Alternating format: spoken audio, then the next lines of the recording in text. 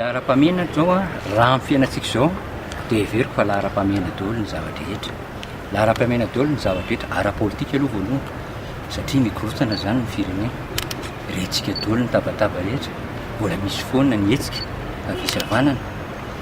Heveriko fa manana an'izay fahefana izay afaka mampitambatra amin'ny asako angamba mahatonga an'izany na koa izao amin'ny tenako manokana afaka manao an'izay ahako.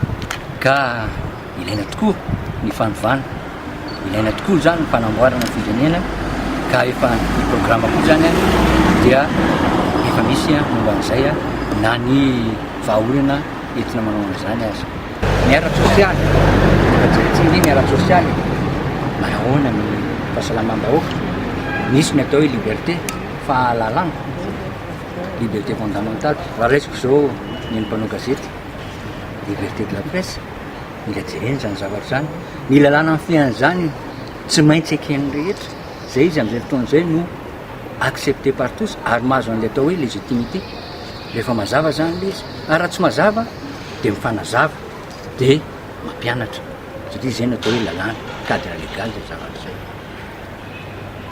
Ny santé zay, ny fampianarana, fanabeazana, fampianarana gamba tsy resaka lavabe zany zavatra zany satria mbola tsy propagande zao fa fantatrareo tsara fa efa voalaza etona zany fa mila jerena akaiky zany fampianarana zany sy ny fanabeazana.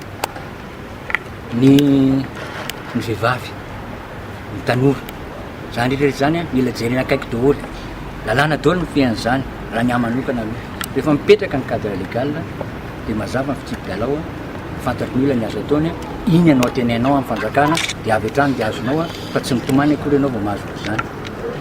Ny fanovana lalam-pirenena, ny fanorenana aloha dia mbola ao anatin'le ara-pôlitika, mbola izy dinika lehibe zany satria aza dinoina fa rehefa mitsangana ny filoham-pirenena vaovao dia tokony hitsahatra eo zany mikorotana noho le filoham-pirenena zany dia dinika zany tsy maintsy azo satria efa nilazaiko teo fa efa misy ny korotana.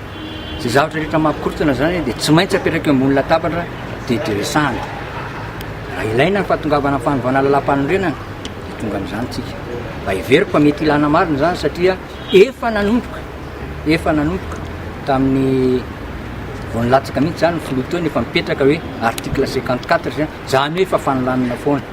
Mila vaozina zany, mila jerena zany, raha ilaina dia mila hovana zany zavatra zany, vonona amin'izany tsika raha ohatra zay no mahatonga an'le hoe fiainana harmonieuse zany ny tiako tenenina zay resaka zay. Tsika mila miaina, mila manantena zavatra zany tsika, mila fanantenana mba ahafahantsika mandroso.